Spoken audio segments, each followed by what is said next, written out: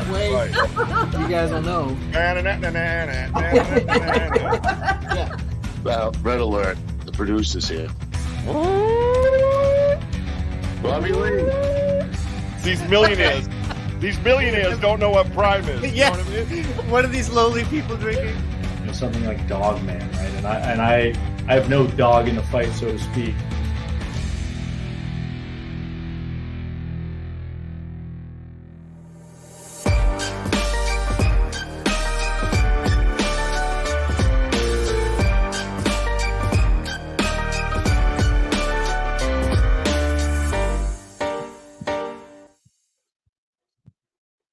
Yo, what's up, everybody? How you doing? Welcome to Banter with Richie B podcast, baby. We are live and happening on the Get Haunted Network. Check us out. If you don't know what Get Haunted is, then you've been probably living under a rock or in a cave or somewhere up in Canada where Dale lives. Yeah. Oh, did I say Dale? I meant Dale Quigley. He's my guest tonight. In case you haven't heard, pay attention. Just kidding. I've had like 82 energy drinks today, so you never know what might happen.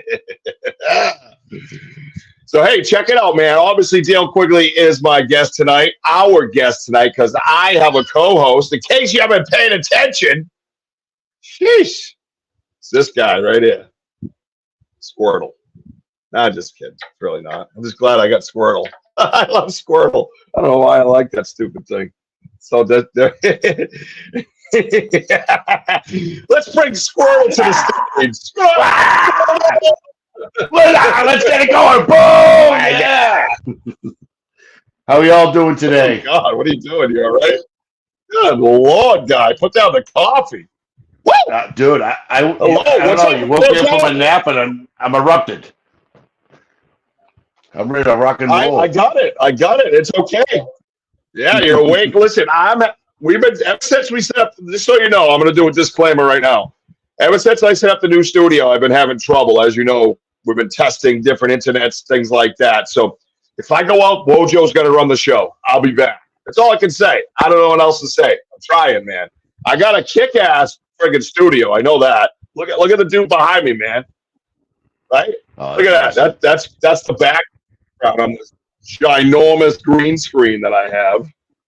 Yeah, it's a long way from a dude at a table and like hallway. Right? Yeah, we haven't given him a name, right? I think it's called Groovy Fit Bigfoot or something. But that's how you put it in AI and all that stuff. Whatever. We'll just fucking name him like Bob.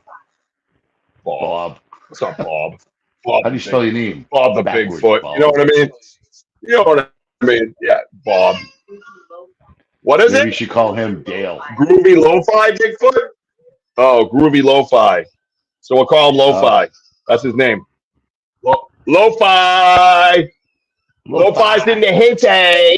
Yeah, you can hear my 1-year-old over there screaming. He's pissed off at the world. Can you hear him? Can you hear little baby Josh yelling? Huh? So much for the sound. Apparently you got so much for the soundproof. I'm not there yet. The soundproofing has not come in yet. I still have this to do and that up there to do, and then we'll work our way towards that. Right now, I'm worried about the internet shit. That's the stuff, because I'm in the corner of the house, and the internet's over there. You know what I mean? So I got another stack I tried, and it just was shit. So I got to get another one, another company. I got to fire them. It was a 30-day trial. So I got to fire them and then bring in another one and put the tower right next to me and run off my Ethernet. Because I want it to be like a TV channel where we just like skipping right through everything. You know what I mean? So let's say hi to our friends over here, and then we'll bring up our guest. Is that cool with you? That sounds groovy, baby. Yeah? Let's go. All right, cool. And all the stuff I did today, dude. I had my list of people for the drawing for this week, and awesome. It's all I don't even know where it is. I screwed everything up because that's all I did was try to like troubleshoot all day. So Henry was the first one here, so he wins. We don't know what he wins. He already won something. He's waiting on his book still, he said. Damian Smith, what is up? Edo. Where's he from, Mojo? Mojo likes to say where he's from. Edinburgh, Scotland. You gotta teach him He a is. new trick.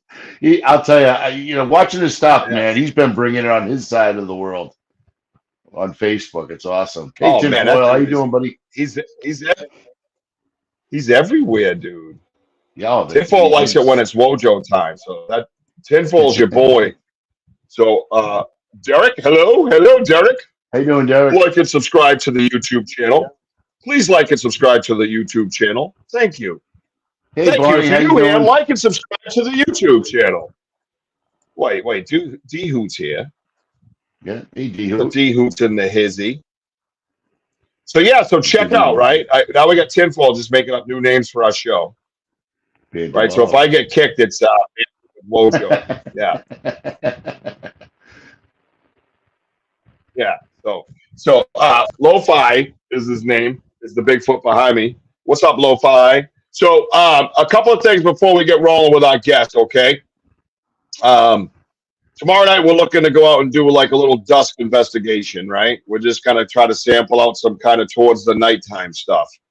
Eventually we're gonna be doing straight up nighttime. You know what I mean? We're gonna be out there, infrared cameras, the whole 9 yards. Just sitting and listening, man. I think at nighttime we do a lot of listening, right? Here's one of our crew members right here, Lisa Garcia's in there. Hey, what's up, Lisa? Hello, Lisa? and welcome to the show. So I think next week what we're going to do, so you know, for our show, I want to get the 3 newest people of Boots on the Ground Bigfoot Investigations to come in and talk about their investigation. Not Lisa's first, but first as a group.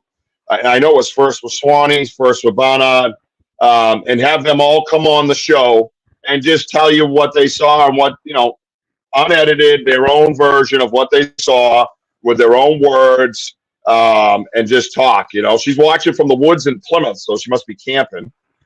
So Hey, Sam did make it. Normal's Hey, here. Sam. Welcome, Sam, to the show. That's our new. Every time somebody comes in, we'll just sing it. You know what I mean?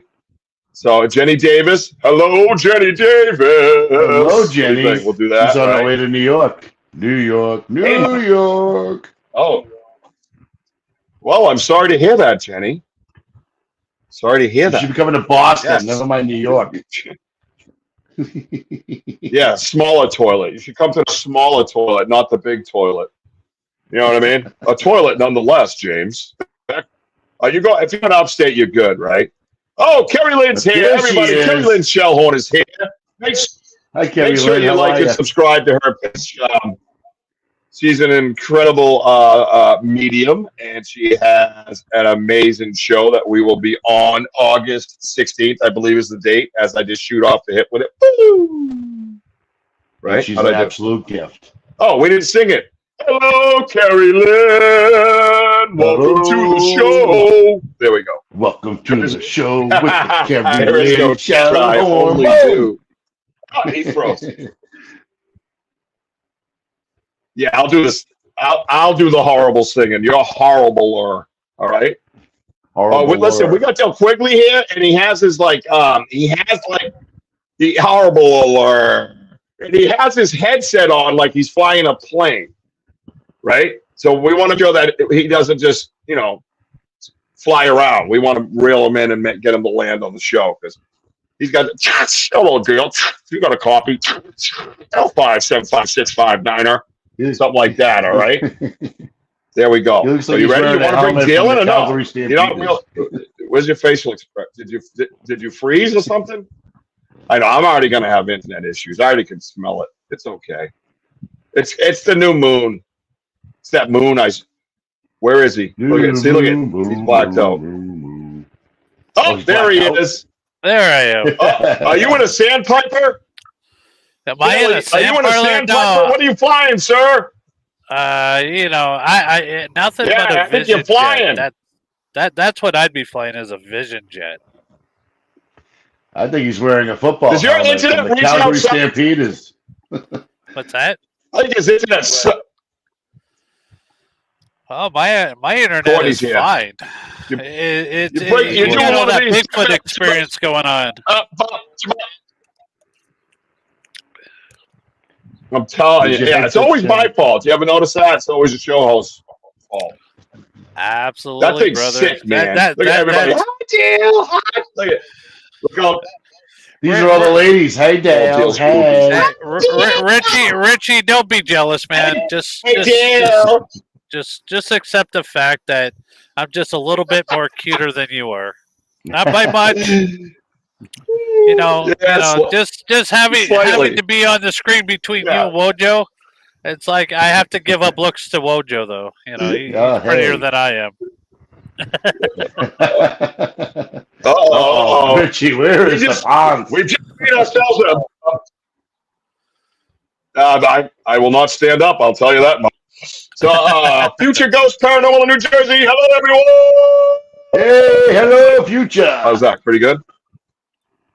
Absolutely. Let's get ready to rumble. So, Dale quickly with an E, I might add. Dale does have an E in his last name. My show doesn't think so. We think you should not have an E, and we tell you how you spell your last name going forward. All right? Good. Absolutely, Richie. Any way you want to spell it is fine with me. Hey, I don't mind changing my identity. It keeps me out of the limelight that way. I like it. I like it. Now listen, you are co-host of the Paranormal Voice. Absolutely, sir. Right? That's just friend, one. My longtime friend since grade 5, Michael John. Well, grade 5, that long. Michael freaking John.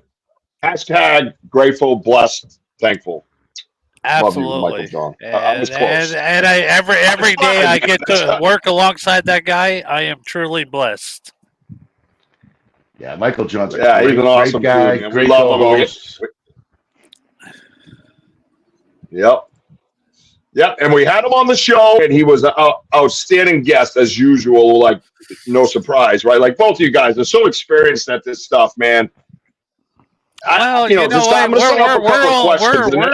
Well, we just celebrated our 3rd year anniversary as the Paranormal Voice, as we debuted it about 3 years ago. And I mean, nice. It has been nothing but a true exciting roller coaster ride. It's been fun. And I'm so glad that I jumped into this because it put me outside of my comfort zone by leaps and bounds. Because in all actuality, in real life, I am a very shy person.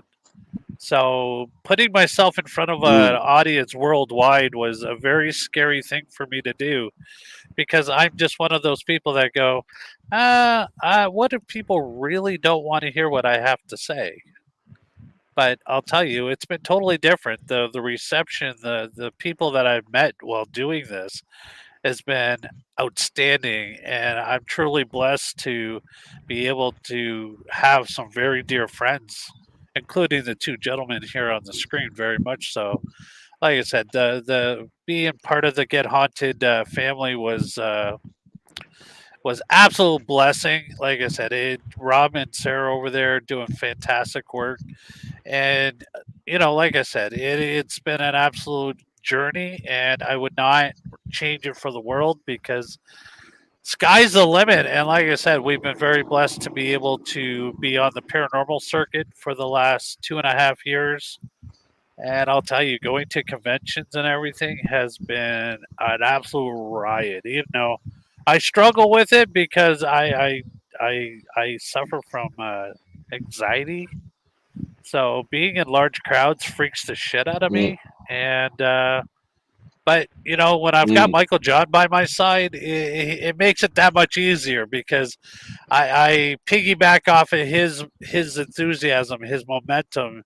And I mean, he's used to wrestling in front of people in just his underwear. So if a guy could do that, he could talk to about anybody.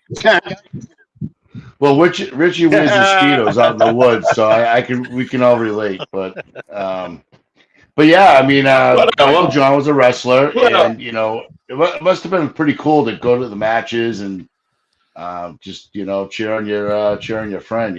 Oh, absolutely! Like, I mean, did you see?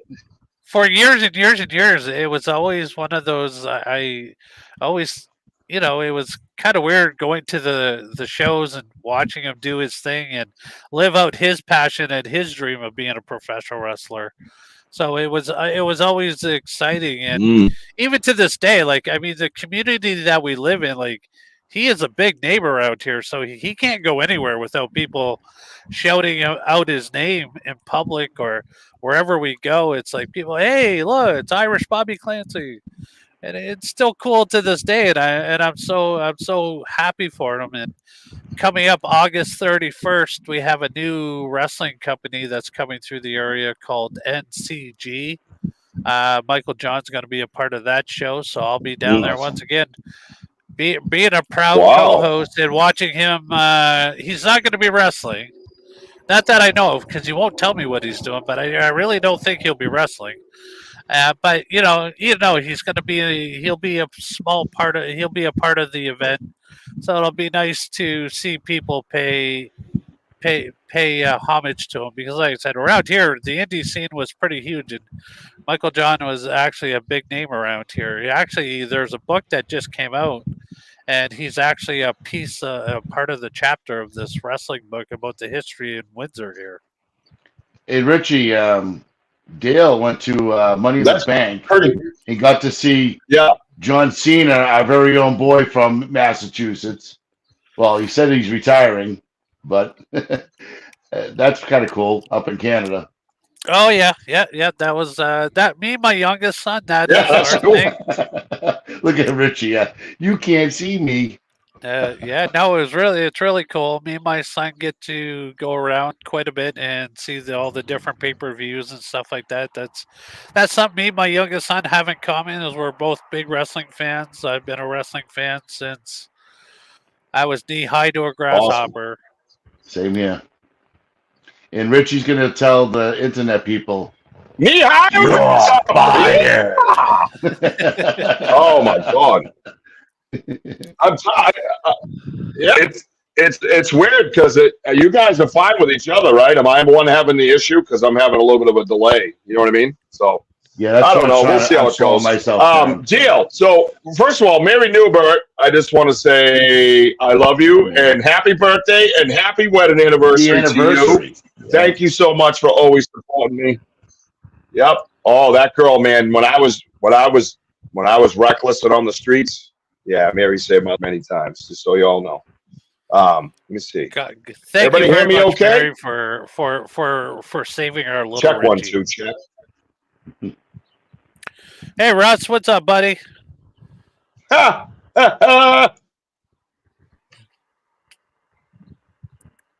hey, Wojo, can you hear me? Yes, sir. Yep. All right, I'm going to step out of the studio for a minute and come back in, all right? All right, come right back, Rich. Hopefully, did you hear what I said? Square away. Yeah. Thank you, Sam. I enjoyed the interview with you as well. Sam's pretty paranormal. I mean, what an amazing person she is, and what a go-getter. I just love the fact that she's doing what she's doing out there. Yeah, Dale, she comes out with us a lot too on our live podcasts. That's cool. And man, she brings it, and she's such an amazing woman too. And I've been seeing some of her work on her Facebook. So Sam's an actor, an actress, and she's also producing, and it's really cool stuff. And I'm glad that she's here because I didn't think she was going to make it. Absolutely. You know what? I'm always for people out there like following their passions, follow something that truly inspires them to be. And really with the podcasting, that's truly where I've been truly inspired, is to up the level of what I'm doing each and every week, because it's fun. I love doing it, and I love talking to different people in different areas, and just picking people's brains, because I've been in the paranormal field for over 10 plus years investigating, and I always enjoy watching people who do their investigations. Now, watching what you and Richie are doing, I love that so much because I mean, I've never been Bigfoot hunting before, but I mean, watching what you guys are doing, it's like being right there with you guys, watching you guys go through the trenches and all the different things that are happening around you guys. And I mean, that is so awesome. That is so groundbreaking. I mean, that is truly awesome that what you guys are doing because I love it. Well, thanks. It's a lot of work, and yes, there's been several times that we've been in the trench itself. One of my investigations, I went face first in the mud. I was trying to step over a large trench, believe it or not, of mud, and I slipped and spiked my face. And poor Richie's like, "Oh my god!" And just last week, a last investigation, Richie decided to take a tumble himself. So yes, we try to work hard out there, but we get our bumps and bruises. But on my first investigation, that when first Richie brought me out, he invited me to go to Western Mass. I was actually telling him on the Get Haunted Network, watching you and Michael John was really like one of my first podcasts I watched. And I'm like, man, I go, these two are cool. I go, I love what they bring and the interest and everything. And Thank you. Richie's like, oh, you've been watching those guys? I go, yeah. I go, I never really watched podcasts that much and Right. what have you. But when it comes to the paranormal and about the aliens and things like that, you guys like really bring in, you have like good guests, and you guys have great personal stories. No, well, I appreciate that for one. Absolutely. I mean, me and Michael John, I mean, it's like I said, we've been friends since the fifth grade. So, like, a lot of experiences happened. And I mean, it was Michael John that really got me into paranormal investigations itself. Hmm. I mean, I was always the guy watching the shows like Ghost Hunters and Paranormal State, which was one of my favorite shows of all times. And I was watching Ghost Adventures and stuff like that.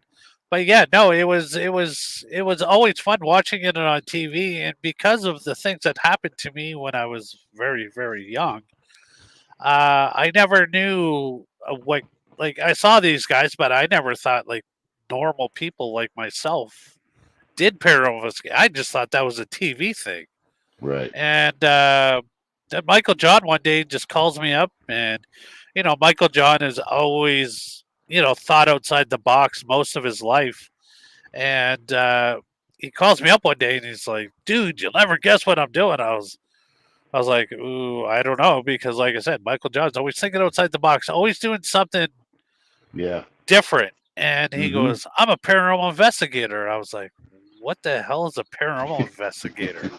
He goes, "Oh, we go into haunted locations and we look for for ghosts." And I was like on TV, and he was like, "Yeah." And so so he invited me out on my very first paranormal investigation with the group that he was with, and it was like it was a bug. It was just something clicked inside of me to say, yeah, this is something I really love, and I felt comfortable. I felt at home about it, Hmm. and it just really, really just led me down the path. Going now, maybe through this, I can find out the answers to what happened to me when I was a very young child.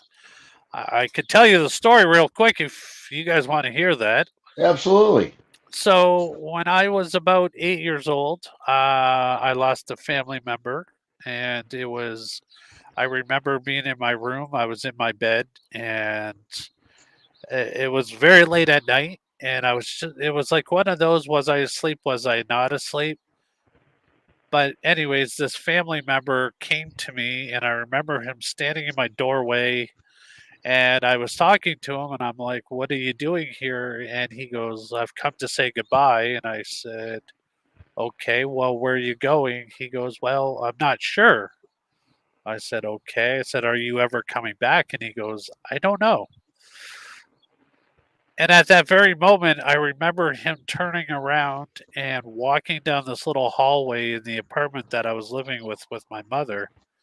And I got out of bed and I walked to my doorway. By the time I got to my doorway, he was gone. And I was just like, okay. And, that's where my wheels start spinning. And I was like, is this. Well, then I just happened to step in a puddle of water that was in my doorway. Oh, wow. So the significance of the water in my doorway was that this family member had actually drowned, and that's how he passed Oh, away. wow. So that was the sign that he was really there. And That's incredible. I often question is like, how is that possible? I mean, I thought of every logical thought back then of how can water end up on the floor? Like, there's no pipes. There's no like. This is the doorway, so there was like nothing. There shouldn't have been any water there to begin with. So yeah, that was my very first uh, knowledgeable and memorable experience into the paranormal.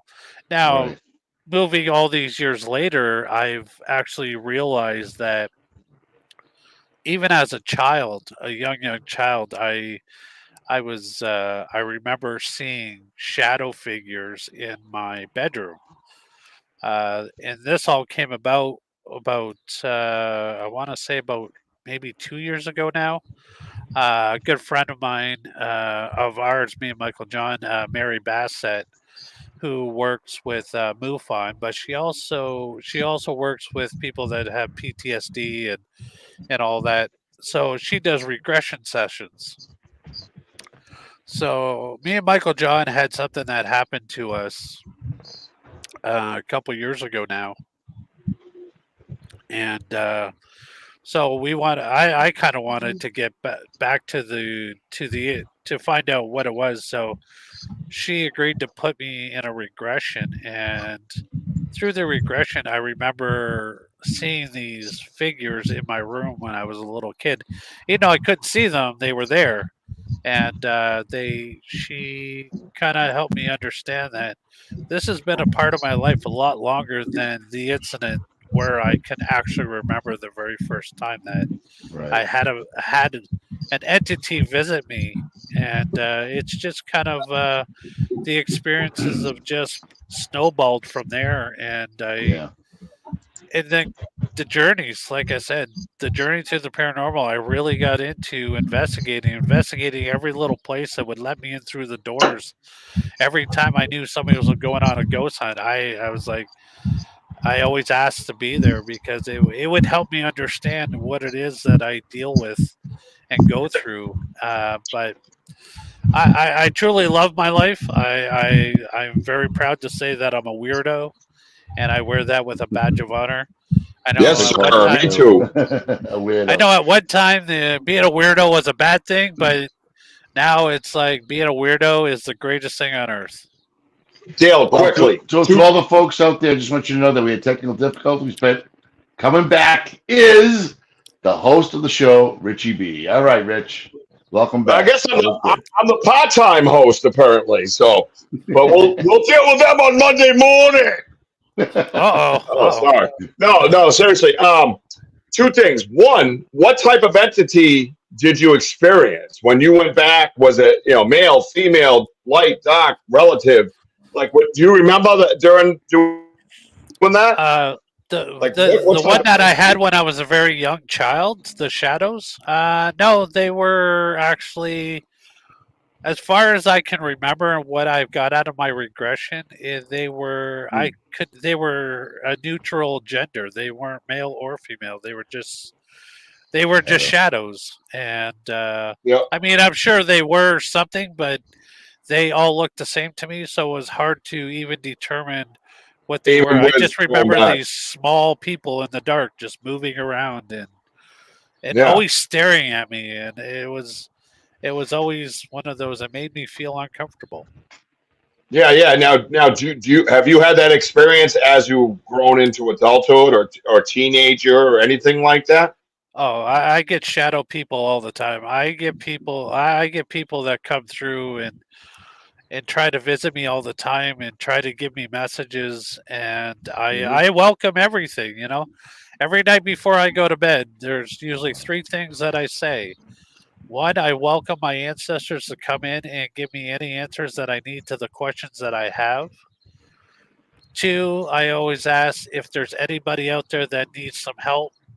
You can come and visit me, and I will try to help you as much as I can. And then Mhm. three, I just blessed that I had a great day and that I get to wake up all over again and do it again tomorrow. Absolutely. Now, when's the last time you went? When's the last time you went on a ghost hunt? Say The last researching, time I you know. actually went on a ghost hunt was last year, last November. I believe it was November 15th. Me Yep. and 15 of the best paranormal investigators, we all went over and investigated Ohio State Reformatory right up in Mansfield, Ohio. One of my all-time dream bucket locations. And for those that don't know, the Ohio State Reformatory was the movie set for the Shawshank Redemption. Shawshank. Yep. So it was an absolute amazing place to investigate. The activity we got that night and the experiences, everybody experienced something. And it was unique and it was a lot of fun. So the most exciting part of the thing. So there was myself, there was Tim Shaw, there was Frank Kupka, there was Heather, and then there was my son who was with. Well, there was more people than that, but we did. So my buddy Frank Kupka is a former corrections officer for the prison system. So he wanted to do a reenactment while we were at the prison. So he brought his handcuffs, he brought his prison uniform. Wow. And so we did up this whole thing. So he was going to play the part of the criminal, because just being a part of the corrections institution, he kind of knows how they acted. So put him in handcuffs and everything, let him down the hallway in solitary confinement inside OSR. So we're walking down and he's in full-blown character. And at first it kind of threw me off because it was like I wasn't really sure on what to expect. But he's like sitting there and he's like, "Get me out of these effing handcuffs. I'm going to kill all you." And he was calling us every name in the book. And we're like, "Calm down, prisoner, calm down." And we're walking around. Now, we're walking down but at the same time, you kind of feel like through the bars there was eyes watching you. It's like something was watching you. So we get to this one area. Oh man! We put him inside the cell. We close the door, and then he starts going off, and he's acting like a person. He's like, "I'm gonna kill every one of you MFers, and we're gonna." And he goes, "This is my block now, and you guys are all my." And he was saying the B word. Yep. And all of a sudden, the spirit box just lit up. It was like, it was telling him, "No, F you, this is our block. No, we're going to get you. No, just effing kill you." And I was like, wow. And we had one of those K2 meters there, and it was just off the chain. It was like full-blown energy. And Frank's just going off. Yeah. We're like, "Calm down, prisoner. You're never going to get out of there." And he's like, "F you." And then Tim Shaw at one point turned around and he goes, "How many are you?" And through the spirit box, it said 20. And I'm like thinking in my head, I'm like, "Oh, we're screwed. We're dead. Here we go. I'm about to get my ass whooped by an entity." Yeah. So that's because yeah, he's the B word, and we all know the B word stands for bacon. Absolutely, we were all in deep bacon. Absolutely, but yeah, no, it was truly an amazing experience on being around different investigators and how things go off and stuff like that. So, yes, OSR was my last investigation. Not done any in 2024, but I always plan on doing at least one paranormal investigation a year now. I mean, leaving, being super busy doing the Paracons and doing the paranormal podcasts. Like I said, it's my days are full, and I love every second of it because this is what I wished for a long time ago. Well, absolutely. And I don't know if I'm delayed or not, but one of the Slightly things delayed, that you've done, yeah, I figured as much. Because why not, right? Before I have any more technical difficulties, if you don't mind, Deal, I'd like to bring up the foundation that you've obviously have poured your heart into, and so graciously invited Wojo and I to be on and try to promote and help. We have a video from that. I'm going to attempt to play it while I still have some kind of internet, and then I would like to talk a little more about Shaylee and her family, if that's okay. Oh, absolutely.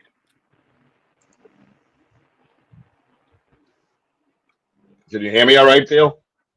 I can hear you just fine, brother. Yep. Deal. It's just weird. I get a wicked lag. We just did a whole test on a whole different live before I even came on, and all of a sudden I get on and everything's like It's Mo Larry fucking Curly over here. Like, what the is going on? What? Deepest Welcome to technology, and two, see, you probably interfered with the Bigfoot one too many times. Now he's coming to mess with your equipment. You go mess with his house, he's coming to mess with your house. Now he's messing with my shit. All right. So listen. I'm gonna attempt to play the video, and hopefully everything goes well. Okay. Absolutely.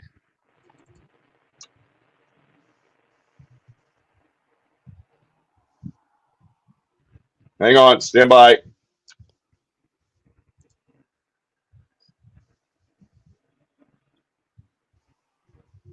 Is that going on? I can't get anything to nothing work. going on. I'm just staring at two beautiful guys over here. Nope. Not sharing anything. Well, between now and then, if it comes on, I can't get anything on, even come on. I think it's StreamYard, to be honest with you. Oh, there he goes again. Yep. So, I mean, here, let me see if I can actually pull up the video on my end. I might still have it in my video files. While you're doing that, Dale. So, folks, Shaylee, is it Clace? How do you Class? say Yeah. the last Class. Yep. Shaylee is a young girl who she has cancer, and Dale here has been friends with the Clay family for a long time. Yeah. And go ahead, Dale. Why don't you say the rest?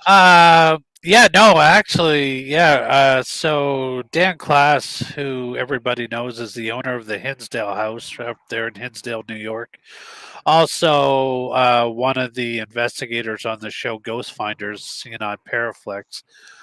Dan has been a good friend of mine now since we went to. Well, I met Dan at a couple of the conventions. And then back in 2018, we actually went up and investigated the Hinsdale House, where to date is I say that the Hinsdale investigation is the investigation that changed me altogether because I had a really profound experience there. One that shook me to my core, and it took me a long time to talk about it. I'll talk about that story a little bit later on if you guys want to hear about it. But so getting back to Shaylee, so Dan, probably just a little over about a month, maybe 2 months at this point now.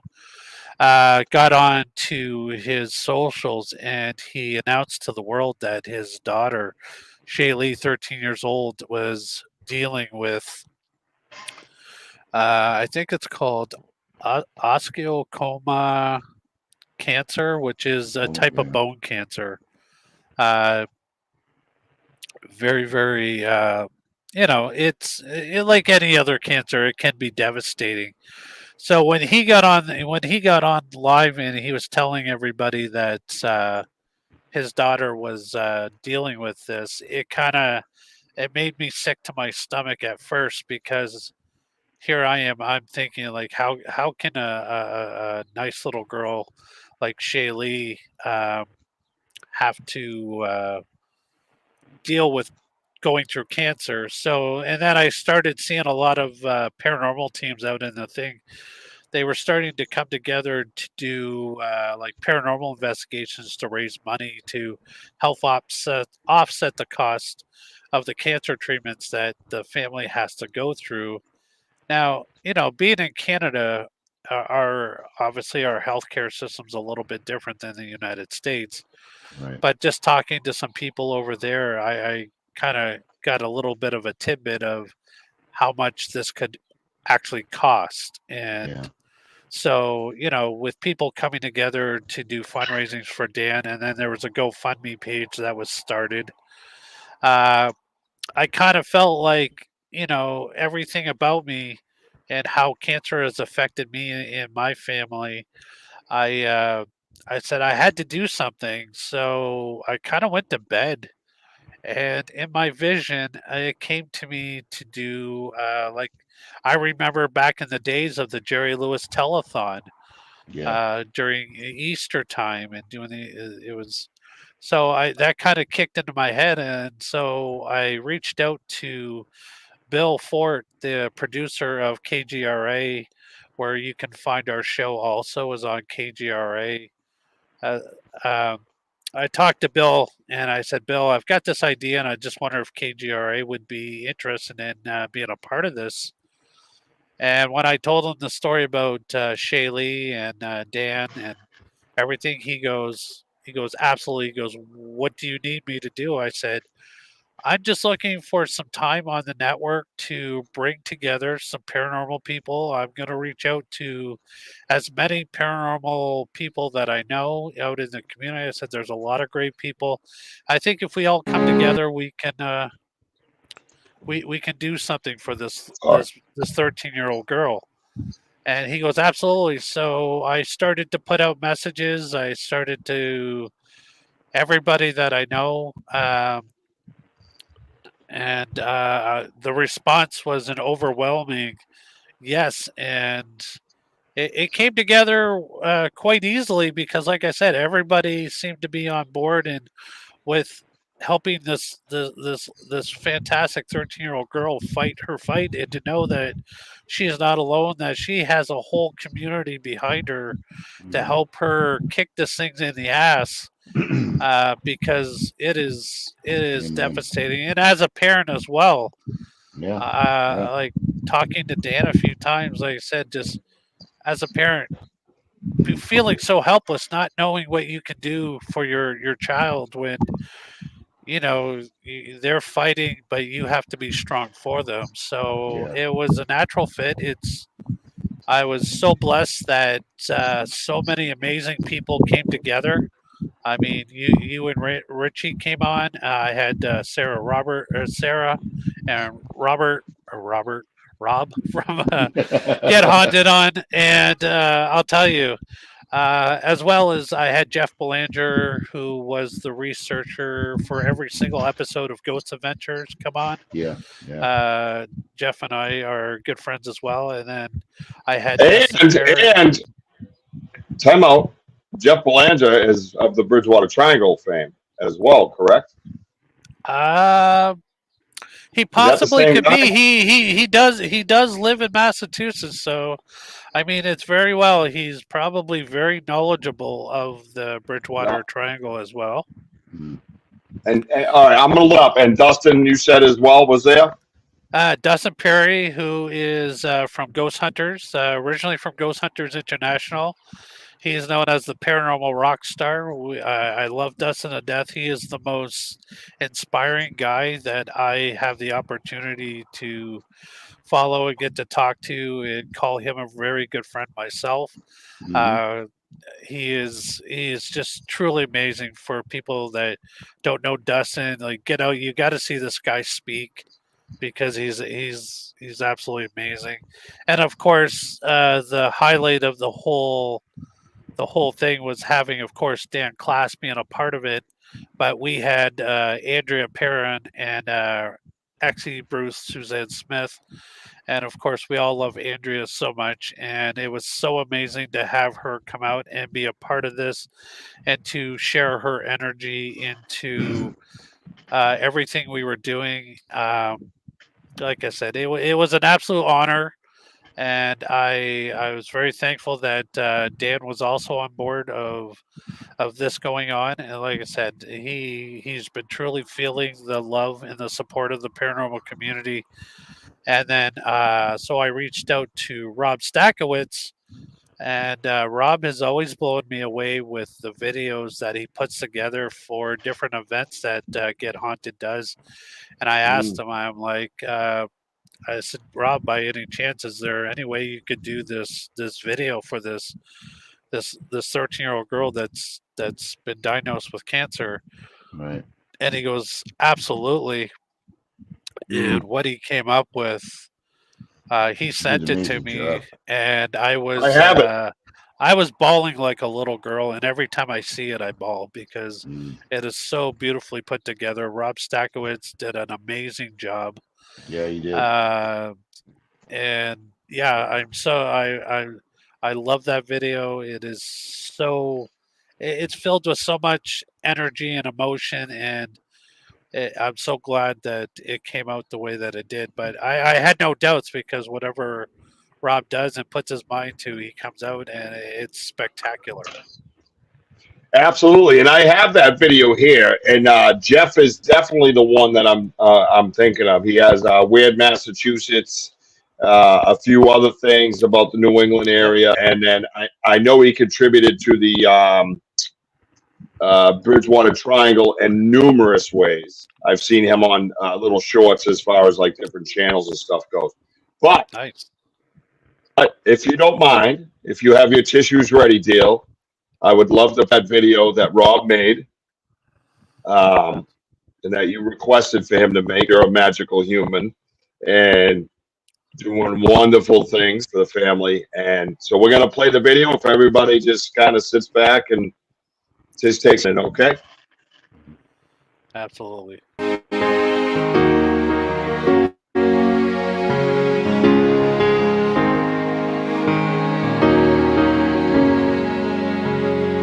Who's the one who can rise above?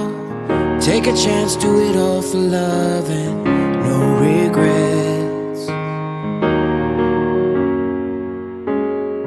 Up ahead there's an open door, and I gotta find what I'm looking for, and I'm on my way. Well, time moves on and the days go by, but the sun don't set on the stars tonight, and I spread my wings. My head's in the clouds with my feet on the ground, my aim held high and I'm moving on. My time is now to make all my dreams come true, to let all the light shine. Oh, that's amazing. Yeah, that is pretty amazing stuff, man. Absolutely. And Dale, you've done a wonderful job running the fundraiser, and I could tell you just like exhausted and drawn out, but you know what, though, it was obviously well worth it. You did a fantastic job, and I really applaud you, because you know, people like yourself, you know, you're a good friend, and you know what, God bless you for what you did. Thank you. Continue to do. Truly, Exactly. yes. No, the fight has not stopped. That's No. the show may be over, the event might be over, but I'll tell you, the fight for this little girl is going to go every day, every minute, every hour. People can head over to the GoFundMe page, donate to her, donate to the family. Also, a good friend of mine, Craig, who runs a company called Rescue Dogs. It's Rescue RE. Let me try to Rescue Dogs DAWGZ, right? GZ.com, and you can pick up one of those Strong Like Shaylee T-shirts that that he's created and putting out there. He's also got his own coffee brand out there. So he's actually Nice. got the Shaylee symbol that is on the coffee itself. So you can buy some coffee, and all that money all goes to Shaylee as well. And on that site as well, you will find the Paranormal Voice T-shirts.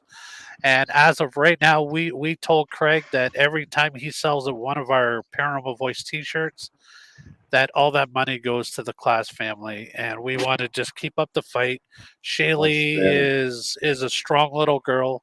There's no doubt in our minds that she's going to kick this thing in the ass so freaking hard that Yep. Cantor's going to know that they Yep. messed with the wrong little girl. That is for sure. But Absolutely. like I said, it was my idea, but at the same time, it was all about giving back to this little girl who is so special to her father, and I mean, and all the whole family. Like I said, as a parent, it's hard to watch your daughter or even your child go through anything like this. So the fight has just begun. I will not stop fighting for Shaylee until Dan gives us the word that she is cancer free, or she is fought this thing to a point where it's no longer going to affect her health anymore. So, yeah, everybody, just you can head over to our Facebook page. You can go to our YouTube page. I don't know if I sent Richie the link or the YouTube or the QR code for. I don't. No, I don't have sent it. that one. I didn't have. No, I didn't have any of that stuff.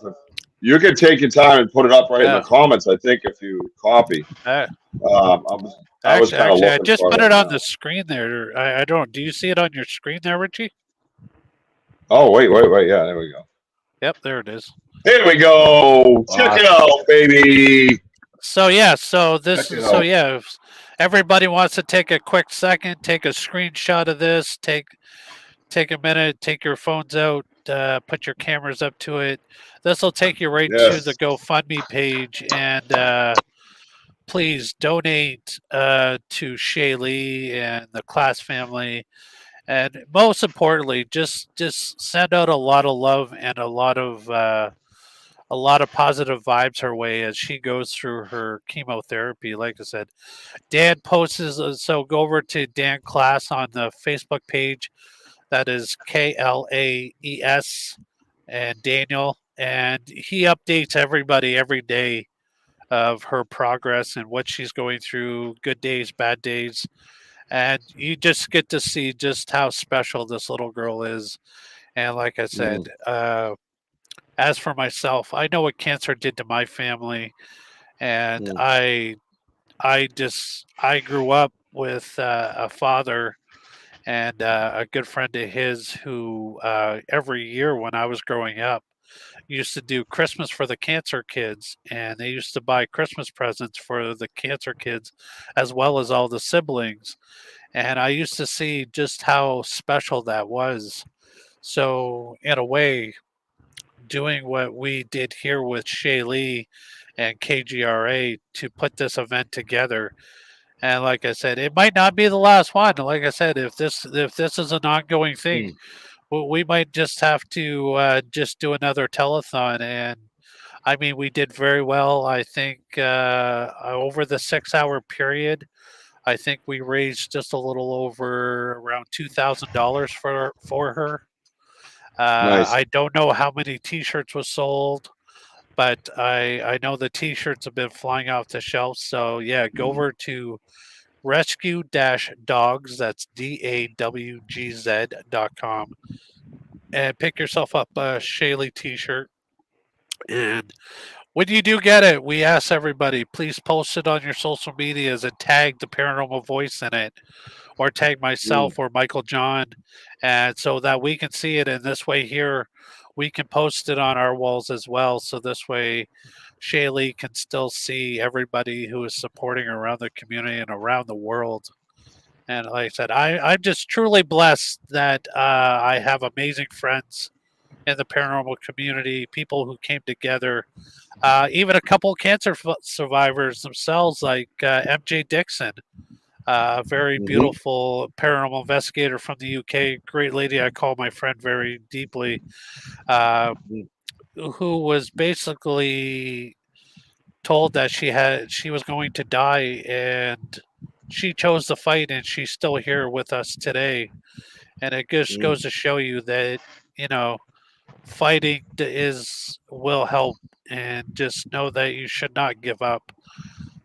Cancer might be an ugly word, but it's not. It's definitely not the end. All you have to do is just keep fighting. And we have lots of people in our community who have battled cancer and have defeated cancer, and Shaylee is not going to be any different. Absolutely, 100%, and we'll be sure to share that. And I'm gonna, I want to keep that up as when we do promos and things like that. So let's make sure we have that going forward as well. And if you do another we'll show that again at the end of the show as well. You do any kind of fundraisers like that at all, you know, you can call on us in a heartbeat. You know what I mean? And we'll be there, and we'll dig our heels in with you, bro. You're not alone, you know. And we got her back. Absolutely. And the rest of the audience. That's why I appreciate you guys. I appreciate everybody from the community who came together for that one day, 6 hours, and I won't lie, it was a very emotional, exhausting day. Like, I collapsed after that, and I'll tell you. But you know what? I would do 24 hours for that little girl, because I'll tell you, what she's going through is nothing compared to being up for 6 hours, being online for 6 hours, and doing something for 6 hours. Like I said, it's to show her that fighting is what is best. And God bless Dan and Colleen and the rest of the family who are right there supporting Shaylee. Like I said, Dan's a great guy. Anybody who's met Dan knows he's got a giant heart, and he's always wanted to step up for everybody else when other people are struggling and whatnot. So for the paranormal community to come back and to show him and the family just as much love as he's given out to the community. Like I said, it's great to see that there's positive people out here. I mean, the world is full of ugliness right now. We need a lot of good, uplifting stories and good people in the community. And I'll tell you, the paranormal community is one of the best places and the greatest place I could ever be. And the people that I consider friends, like I said, it's so blessing to know that people are there to fight with you and to show that, you know, there's good in this world. No matter how much ugly there is good in this world. And on July 13th, for the Shaylee Telethon, we showed the world that there's nothing but love in this world, and we have to continue that love. Yep. Absolutely, and it's funny because, you know, we get caught up in what's shown to us in the big picture, and that's not the big picture. It's the big picture that you're staring at, and we have many pockets that equal one big united world, and we tend to forget that as people, because, you know, if I see a little lady broken down on the side of the road and she's trying to change a tire by herself, I stop, and most of the people that I know stop. So all that stuff you're being fed is bullshit. They want you to think that everything's negative. They want you to think that everybody's divided. It's not true. None of that's true, man. I know everybody on the side right now, and most of them I haven't met in person. I can guarantee you they would stop just along with me and make sure that elderly woman's tire was changed. Male or female, 100%. So don't go for that bullshit, man. That's why I tell everybody, climbing, you keep spreading the love. You keep being there for each other, right? And that's what we do. And it's just as contagious as this other shit goes on around the world. So we say, you know, we want everybody to know, let your friend Dan know, let his family know. that the Banter Richie B family has our gloves on too, and we're going to throw some right hooks with her. So ain't nobody alone around here, man. That's the way it is. You know what I mean? Exactly. So that's what's up with absolutely. that. This is why I'm so blessed with saying that being a part of the podcast community has been such a positive thing, and to see that there is good people in this world because, like I said, there's no room for it. It's easier to be kind and to love one another than it is to bash and hate because we're all in this together. This ride on Earth, we're in it together. That's a lot of energy. So stop. Yeah. So stop with the bullshit and just get back to Yeah. stay in your own lane. That's the way I live life. Stay in my lane. That's right. And if I see that broken down car on the side of the road, you're damn right. I'm stopping because it ain't safe to be on the side of the road alone. Exactly. Hell no, we're in this together. So, I think on that note, what I want to do. Well, Michael Burkeen says, "What the heck?" I don't even know what that means. Well, what the heck? Like and subscribe to my YouTube. How's that? I took care of it. We're good now. So, check. That's why, yeah, Damien. That's why I love Paranormal. And has a story. Absolutely, man. It all has and Bigfoot story to tell too. By the way. Oh yeah, you can't live life without a good Bigfoot story. Not that Dale, I have questions for you. I have questions for you. Well, when I spoke to you before about cryptids, what did you direct me to? What did I direct you? You remember? You directed me in a different direction. When I said, "Hey, cryptids," do you remember what you said to me? I don't remember what I said to you, Richie. I say a lot of things. You told me to talk to Michael John. That's what you told me. Well, that's usually as soon as the cryptid world comes up. Yeah. Michael John. Yeah, mean, I love one cryptid in this world, and that is Mothman. And actually, I'm just finishing reading a book. It's called Messages from Mothman, written by Greg Lawson, a fantastic speaker, an amazing guy altogether. He just released a book. It's called Messages from Mothman, and the book is quite interesting. But to tell you the truth, Richie, like I do love Bigfoot. I mean, Bigfoot has been. It goes. I remember Bigfoot in cartoons like Scooby Doo cartoons and going back to even the Bionic Man. They had Bigfoot in the show back in the Bionic Man back in the day. Andre the Giant. Played by Andre the Giant. Absolutely. Yep. Andre but the Giant. It's my show. Got it. But for the most part, yeah, it's one of those. Bigfoot has always fascinated me. And that was something else. I did not realize that people actually go to the woods to actually look for Bigfoot. Would I love to do it? Absolutely. One day, I definitely have to get my butt off the couch and get out of haunted buildings and go wander around the woods like I used to do.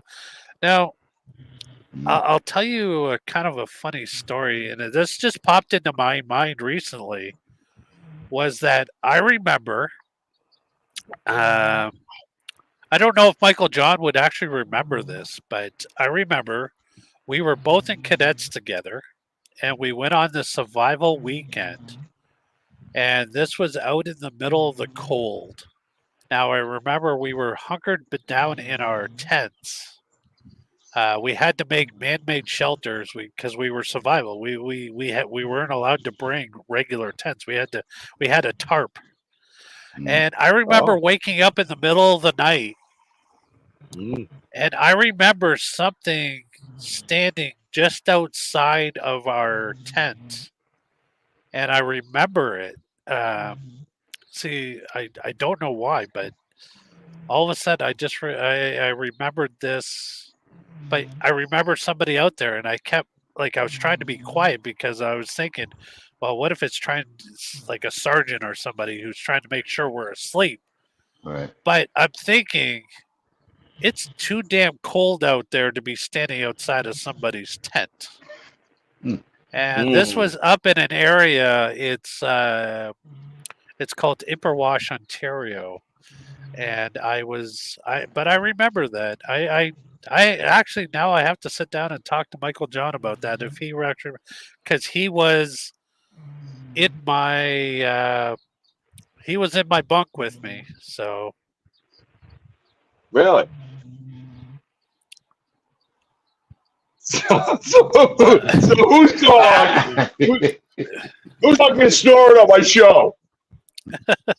You can't hear that? yeah, Yeah. it's got to be the puppy dog. Friggin' To this dog, every podcast, every time, this is my spot. And this dog just like, this is my friend's dog. Just always on the other side of this couch. And it's always snoring. But I'm surprised no one's ever said anything. I'm like, is anybody here snoring? Everyone's like, no. But now Richie goes, I hear snoring. I was dying inside, but I was like, is he like talking about the dog? Yeah, She is loud. Yeah. Sorry, Dan. I know it's not you. It's the dog. I finally get a Bigfoot story out of Dale Quigley, and your friggin' dog is on. I gotta. I'm getting away from the stupid dog. Oh my god! Oh my god! He's talking about sleeping in a tent, and he's emulating snoring noises. That's really fancy. Anything can happen on the Richie B now show. Wojo's outside. See, we've started. Oh something. my friggin'! I'm not going outside. I'm just And here comes knocking dog number 2. Oh god! Now we get to listen to the farts. Well, that's interesting, Dale. I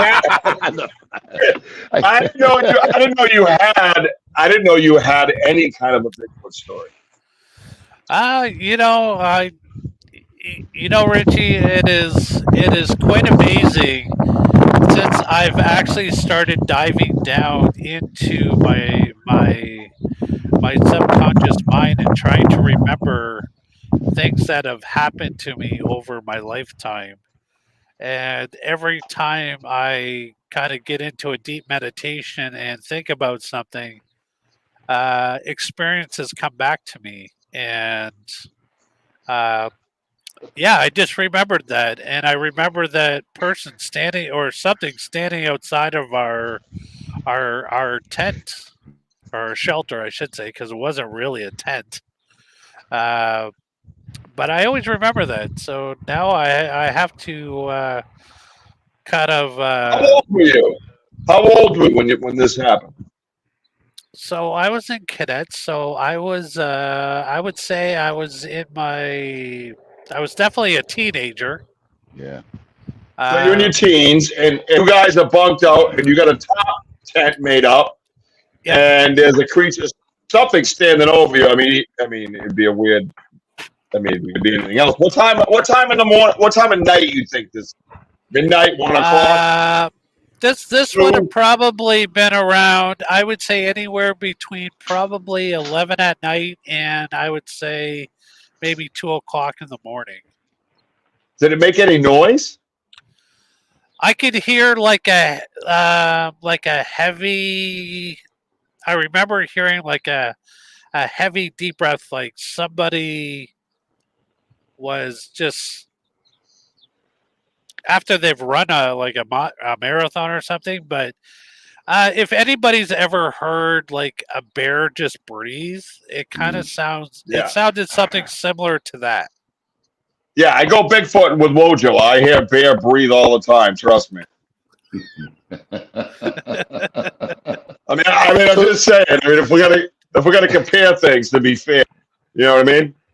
So, Dale, like the size of the shadow, like, I mean, can you describe like? Well, there wasn't very much light because there was.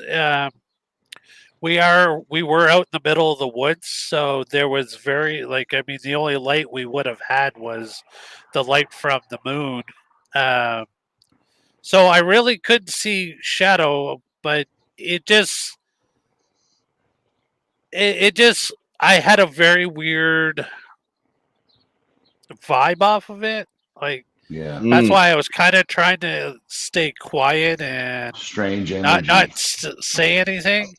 But I do remember. But it was just like a bear, like a bear trying to. And I mean, it could be a bear because I mean we're out in the woods, we're in Ipperwash. You know, bears are very common in that area, but at the same time, uh, from actually talking to or having guests like Mike Patterson on our show from Sasquatch, Ontario.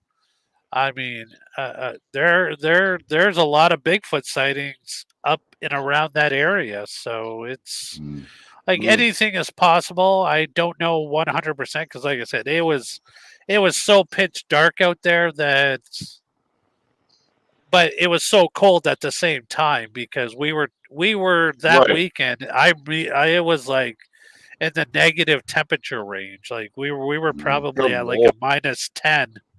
Wow. During the night, so we were all who's in out our there? sleeping bags. You know, it's like nobody would just be standing outside your tent, especially for a long period of time. And I remember this lasted several minutes. Like it felt like a long time to me, but in reality, it could have been just a few minutes.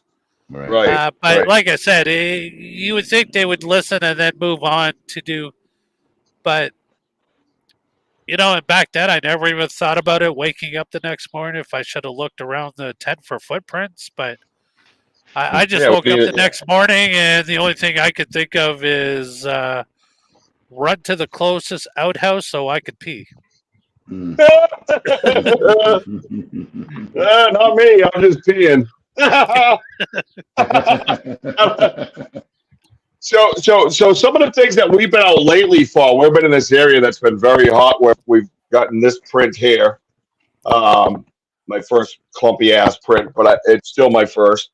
We got that one in this location. Now you see up on the screen, we've been finding these. We always find structures, weird different types of things that nature can't explain.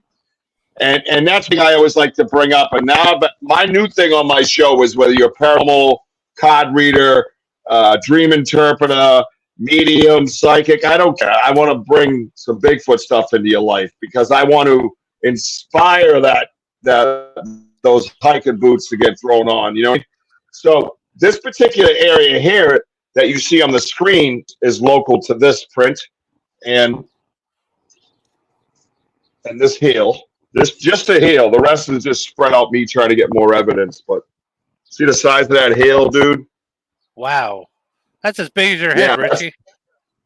Yeah, well, I got a pretty big head, but thank you, though. So yeah, if you go on, I have a 3D scan of this particular print. I don't even know if it's in here. This is a new evidence batch. So, wow. But this here is measuring around 5 inches, right? When we started the decision to scan it, actually came with part of the help from Wojo where I measured hail. And his hail was like, what, 3 1/4, we said? Or something like that, that close? Yep. And this hail's like 5. Like, wow. That's big. You know what I mean? So like, say, let's see, I don't know, I got this mouse right here. You know what I mean? You see this size, like, you could just, the thing's huge. You know what I mean? So that's one of the. So that was found in the area of these structured areas as well. But if you look at this crazy ass thing, I've never seen this. It's almost like they're stacked, like building a wall, right?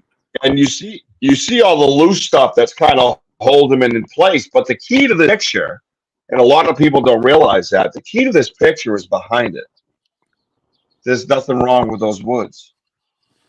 Yeah, no, absolutely. I was gonna say the rest of the woods look pretty good, and I noticed how it's got like branches like X'd out and stuff like that. And, yeah, I mean, I've been learning a lot about Bigfoot research and stuff like that. I mean, I'm a huge fan of watching Expedition Bigfoot with Ronnie LeBlanc. And you know, he's been doing Bigfoot researcher as long as like for years and years. And like I said, he explains like how they do this.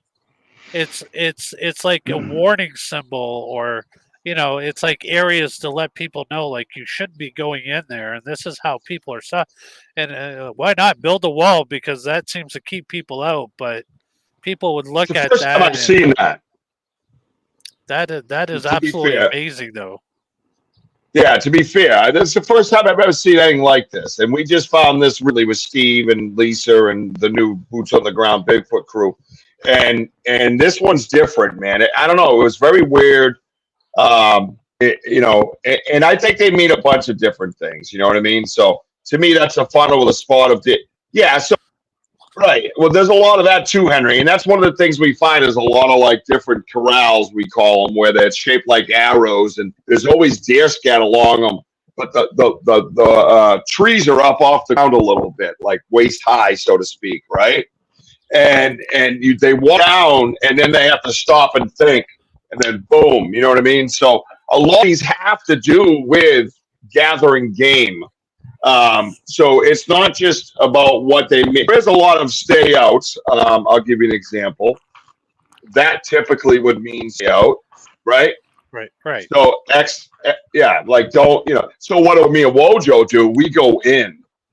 So as soon as someone said stay out, we're like, whee! We go running in. And and that's the beautiful part of investigating is that once you cross over to that other side, we tend to find a lot more. Right. You know what I mean? I don't know what the front is and what the back is, but I know where I came from and what was there compared to if I go on the other side. If there's more, then I know where I came from was not it. It's over there. So that's where we tend to find a lot of things. You know what I mean? What's it say? Small enough to let. Yeah. So. Yeah, exactly. And that's a great observation from Henry. And I hope to think that we all kind of participate in these things together and pick up on these things together, right, Henry? Like when we're out there doing this stuff, we have these conversations. So if you don't know what we do, and I know you do, we go live on YouTube and we bring everybody with us, right? And you can click the notify button and know when we're doing live investigations, right? Have you ever done anything like that paranormally? I know a lot of people do, but I don't know if they do the raw, unedited download. Here you go. This is what you got. You know what I mean? Yeah, I have done lives from locations and stuff like that. Just because, I mean, when you're using a camera and you're streaming something live, you never know what's going to happen and what evidence might make itself known while you're doing a live stream. But unfortunately, a lot of locations we go into, the signals are not very well, so it gets very choppy at times. But I'm usually whenever I am at a location, like my son, he actually did that whole reactment thing from OSR. It was streamed live on his Instagram page. Oh wow! As it was happening, and cool. He said people were chiming in, going, "What the hell is going on over there?" Because it sounds like somebody's getting murdered.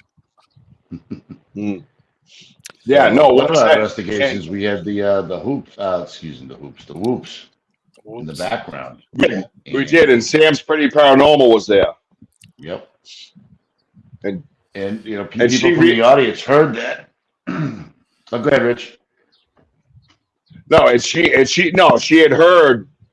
She had mentioned how she had headphones on. She could hear the stuff behind us. You know what I mean? So, and reassured us that it wasn't a dog. I knew it wasn't a dog right off the bat, just by the way the rhythm of the sound came, plus our location. It was crazy, man. And then when you play it back, you can really hear it. And it's more like a woo, woo, woo, like. And I've heard it before with juvenile Sasquatches. I've had reports of that from my first wife and our old property together, that we own the property together. And she was a complete skeptic. Everything I told her was out back. She was like, "Oh, that's a deer. Oh, that's a cat." And I'm like, "No, you're not hearing me." And then finally one day she got to experience it and then called me up freaking out. So that was beautiful. I was like, "Yeah. Oh, yeah." Oh, that's nice. Oh, that was a Fisher cat. You know what I mean? So while she was shitting her pants, so that was pretty cool, But yeah, no, that's nice. And that's I would have to. I have to agree with Damien. He says his best experience has been when no cameras are on, just sitting and chilling. 100%. Some of the best experiences that I have had is when there was no 100%. cameras going at all. Can't argue that. Can't argue that. Yep, that's what I heard. The samurai chatter that we heard, no electronics, and we were leaving. They were in my head, was in my backpack, and I was leaving. Backpack was off to the side. I just loaded it. I had a phone in my hoodie, and I reached for it, and then went either I'm dead or I'm going to run the moment, and I let it happen. I had two other investigators experiencing it with me. And that's all I needed. It was a personal experience. That's all it'll ever be. But it was one of the most magical experiences I've ever had in my entire life. And like Crystal Panic said to me, she goes, "To me, Rich, that would make me a 100% believer if I heard that." And just as good as viewing.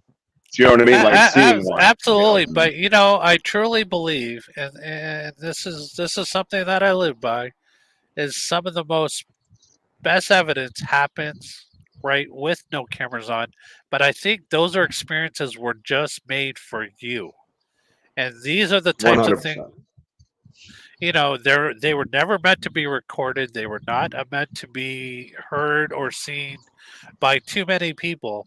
That I believe each one of us in the paranormal field, whatever it is we're doing, we're out there looking for Bigfoot, we're out there looking for aliens, we're out there looking for ghosts, we're out there looking for the magical unicorns, whatever it is in the paranormal field that you are looking for. Some experiences come to us and they're meant just for us. And I agree. Those are the best experiences because it's not something you have to prove. It's just them showing you, this is how we respect you. We're going to show you something that we're not willing to show anybody else. And I take that and I hold it close to my heart because you know what?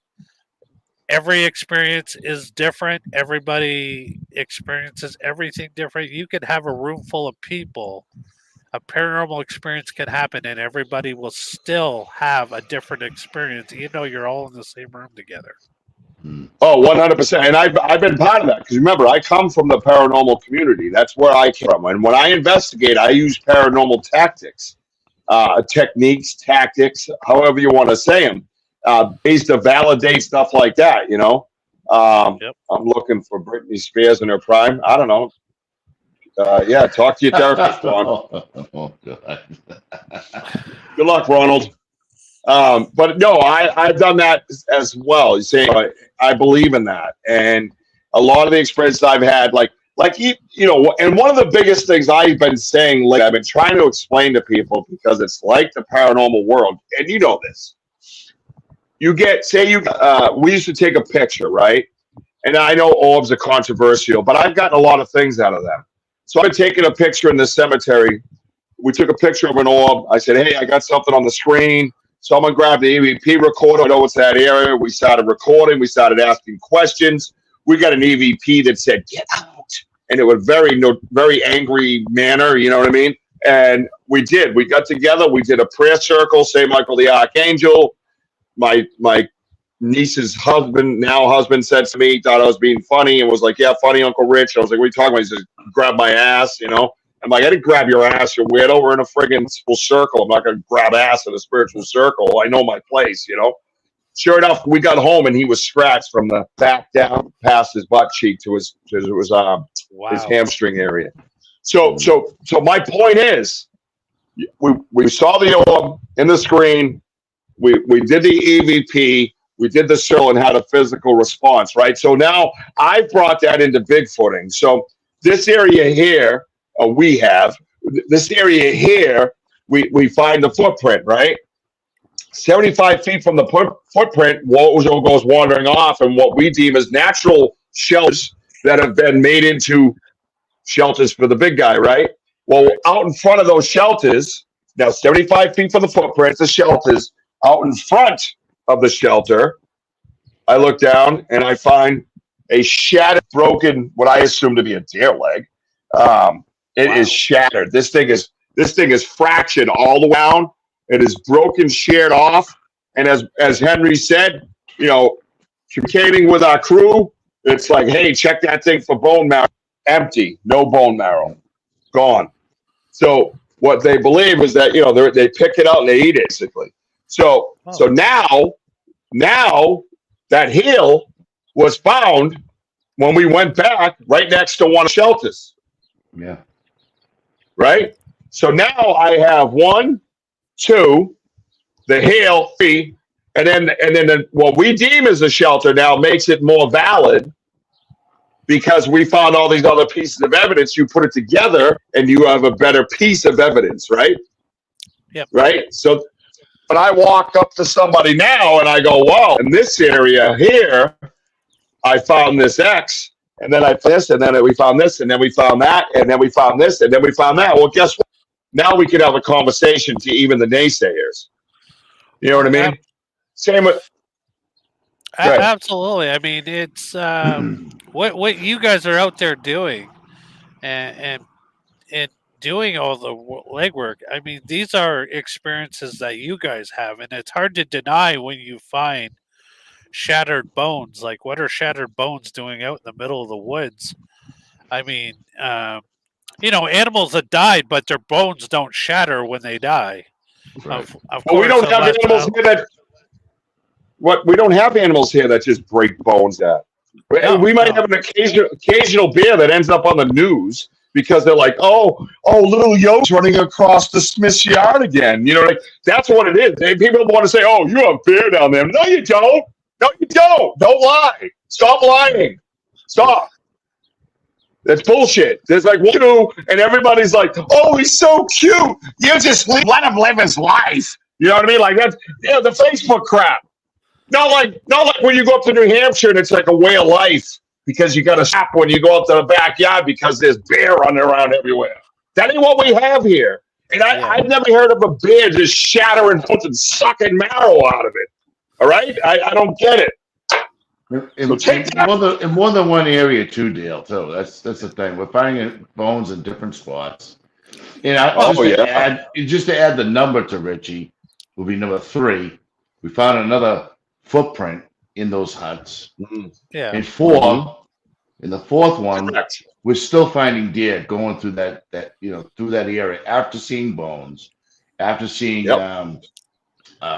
footprints. I mean, it's active. Oh, there's one more. So this is the natural. This is the natural area here. That's natural growth. But manipulate it. They'll break trees and put it on top. So the trees don't grow up, that they continue to grow like this. Right. Because there's a tree. But look at that opening, dude. Yeah. Look at that opening. You can sit right in there and wait and ambush. And that's the one we found the 17-inch compost print in that I have pictures of as well. It's been up on my TikTok. Wow. And Richie, I noticed that. I'm sorry. Mm-hmm. Go ahead. No, after you, sir. Oh no, I was saying so where this area is, on the other side of it is when we cast the footprint. As you walk out, there's a similar area like this, the same type of trees and what have you. And it's like a moat. Mm-hmm. And I'm looking at it as we're walking out, and I pointed out, I go, yeah, but look over here. Not even manipulated, nothing. It's like in its natural state. It's like straight up. Whatever. It's not like bent over like what you're seeing right here, where it's coming from the left to the right. It's converging into like some sort of a hideout or some sort. I find that fascinating because you have a same area looking at this area. There's another area that looks just like it, and it wasn't even touched. Yep, exactly. And this ain't the only area that we found this in. This is like four locations now that we found something very similar to this. Dale, this is a very tiny area. So I was just gonna say, like, when you guys go out, Now, do you guys like have a grid that you guys follow? Like, okay, we did a lot of research here.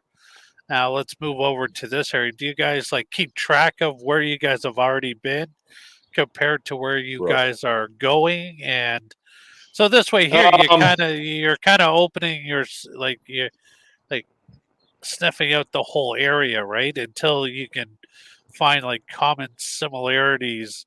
Like, is this like just one family of Bigfoot that's Right. doing this, or is there like several out there, but they're all in like the different parts of the area you guys are investigating in? So to answer that question, which is a great question, this is my show, though, Deal. I asked the question. Keep me on your toes there, Richie. What? Watch my past shows. That's a pet peeve of mine. No, I'm just. Oh, look at Sean Kelly showing up. What's up, my man? Richie B. And Mr. Vogel. The Vogel brothers will be on Sean Kelly's show Into the Night this Tuesday at 8 p.m. The same show we were on, and rock the world. Woo! 105.3. Well, that's right, Jim. It's 105.3 UPRN Louisiana. Be there Tuesday night at 8:10 p.m. Eastern Time. Back to you, Bob. Oh, one last thing, Rich. I forgot to tell you. No, gotta answer his question. Tom Brady's still the best. Sorry, Sean.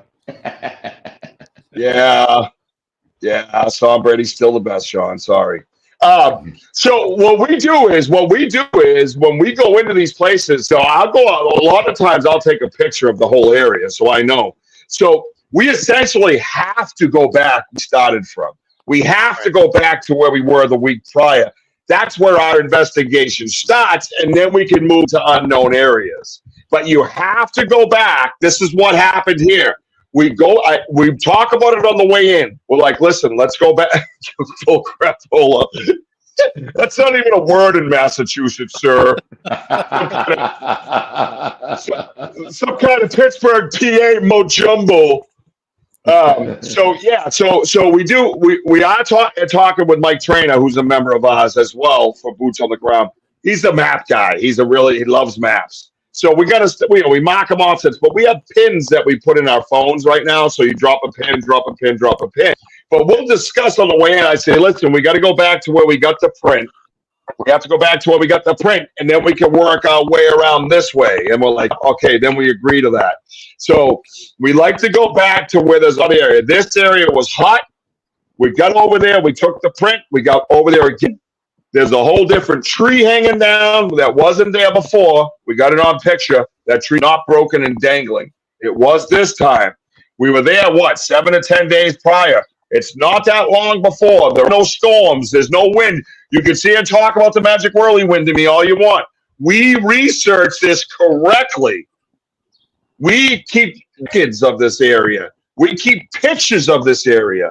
So if you tell me in 7 to 10 days, Magic Whirlwind came in and was, let's attack that one branch that they just so happened to be last week and go at it, Jim. Yeah, back to you, Bob. F you. So I'm not buying it. Okay? So then we go back, and now there's a 5-inch wide hill sitting in the path of where this print was, coming over to the huts that we suspect are huts, what you're looking at on the screen. And now there's a 5-inch hill that I 3D scanned and casted. Now, if that ain't doing your due diligence, I don't know what the frig is. And if that ain't coming by and, like you're saying, hit that area, right? Know where you were and then continue on somewhere else. And you might not get as much as you want each time because it depends on the evidence you have to the investigation prior. Right. So this area took an extra 45 to an hour. We didn't just walk through and go up nothing and keep going, right? So great question, absolutely. But you gotta backtrack, gotta go check, because you can't tell nobody nothing if you didn't go check. Well, also too, I mean, like you just said, Richie, it shows you guys where the hot spots area are, where most of them are hanging out and stuff like that. And that's like, even in the paranormal world, not every part of the house is haunted. It just seems to be located in certain areas of the house. You know, so Right. you got to find out where the hot spots are all the time, because this is the one thing, because they always seem to come back.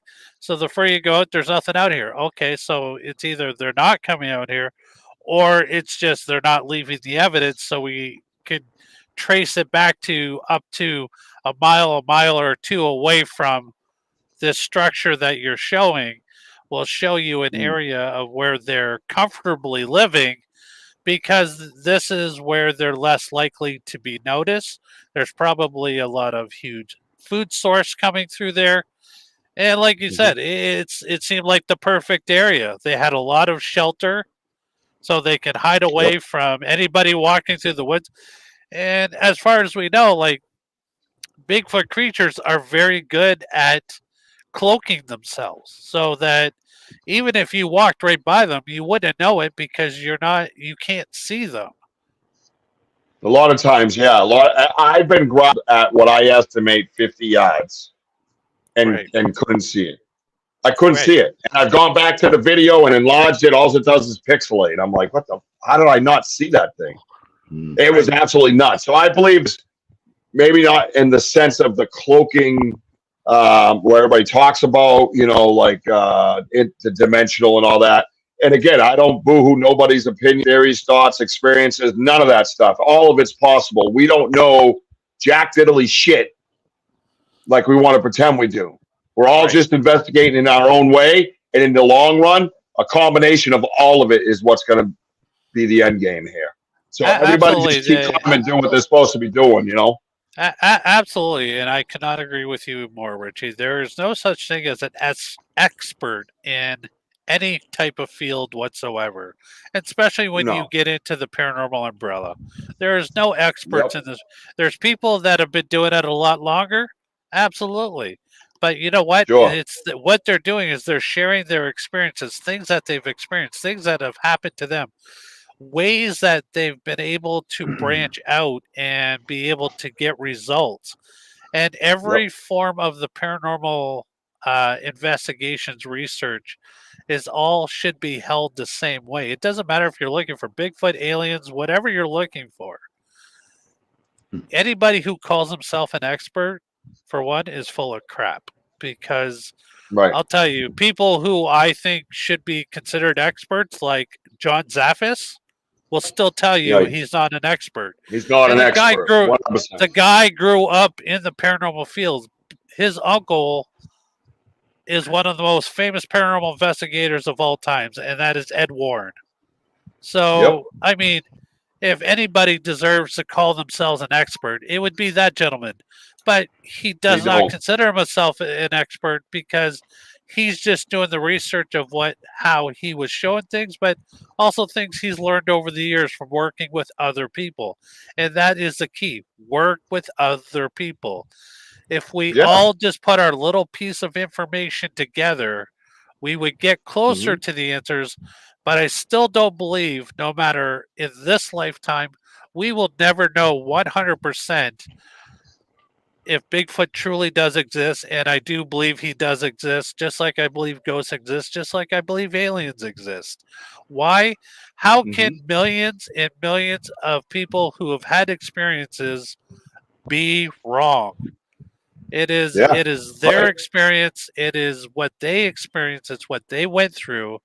Does that, just because you are a non-believer, does not make it right for you to say, well, I think it's just all in your head. No, because truly to believe, my imagination is not that good. My imagination would be seeing pretty hot girls running around everywhere in bikinis. That's the extent of my imagination. Well, hey. Okay. Okay. Yeah. All right. Yeah. But if I'm gonna picture a craft coming out of the sky, my imagination is not that good. If I see a 10-foot hairy creature running through the woods, my imagination is not that good, because that's the last thing I'm going to be picturing. Running through the woods is a 10-foot creature covered in hair. Yep. Yeah, it's a lot to Okay, Rich. A lot to grasp. No, it's a lot to grasp. Ronnie, there is theories of cloaking with predator and also cloaking with Mother Nature. Well, go ahead. ahead, Woj. Roddy, Jesus. No, as I was saying, is that when people do have the stories, and you have these people that the non-believers that just right off the bat, like they just don't want to believe. Right. And it's like, well, then how can again with what you just said, I totally agree. Like these people just don't want to hear it. They want to know, well, how come it's like Bigfoot's supposed to be running around, I don't know, with I don't know, a Batman Speedo or something. Like he's supposed to be around. How come we don't see him? Well, do you really think that these creatures, if they are, which I believe that they are out there, but they're not going to reveal themselves all the time? And why would you say, I don't believe you? Right.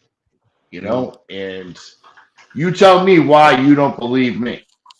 Right. Or believe you, or believe Richie, because they're too busy sitting on their fat ass on the couch, on their computer, and just like doubting every little, every person around the country about everything. Jeez. Richie, keep your hands to yourself. No, it just pisses me off when people just sit there and just like it'd be lazy. This is why guys like you and Michael John get out there, do put your shoes on. Yep. Let's go, do an investigation. Me and Richie, let's put the boots on, get in the woods. And this is why we take pictures. We go back to the same areas. And also, when Richie was away, I go, listen, I'm going to bring 2 dear friends of mine, whatever. He goes, well, do me a favor. Go back to where we first started, where we first heard the whoops and whatever. Check out that area. Well, I checked out that area. And there was this like a 30 tight foot arch that was like wedged between trees, shattered, gone. The whole forest changed. It did. There's like letter X's, everything. Now I go, Richie, you're not going to, I'm calling him on the phone. Dude, there's like more arches, more everything. And it's just like, it's like they trashed the place, but it's like ruining an art picture, and they just built another one. And that's what goes on, because if you don't go back, you're not going to see that they're active. That evidence is not. Yeah, 100%. Wojo nailed it, absolutely. And I got proof just with the dream catcher. We got 2 photos that we've made. One when the dream was good, the suspended tree was good. We did it again a couple later. I think it was 21 compared to 24, and that dream catcher is absolutely smashed to bits. And I'm simulating the same picture. They take it down and they make it again, or they make something else again, or crazy, man. It's a crazy world that we get to live in as Sasquatch investigators, man. I think the last couple of years. Okay. But if I could just put in my theory of the whole Bigfoot, or that's what you're here for, sir. I believe this. The reason why they are the hardest creatures on Earth to find is because if we did find them, we would have idiots making them extinct, like every other creature we have. Humans fuck shit up. How many times have I gone hiking through the woods and not even seen a freaking deer? But yet, how many deer live in the woods? Many. I mean, it's hard not to see a creature in its natural habitat. But this is where I think big feet, the creatures are the most highly intelligent creatures ever to exist. Mm-hmm. If they can elude being seen or being caught in any way, it tells me that there is something going on. And it's, people say it was, why have we've never found a dead Bigfoot?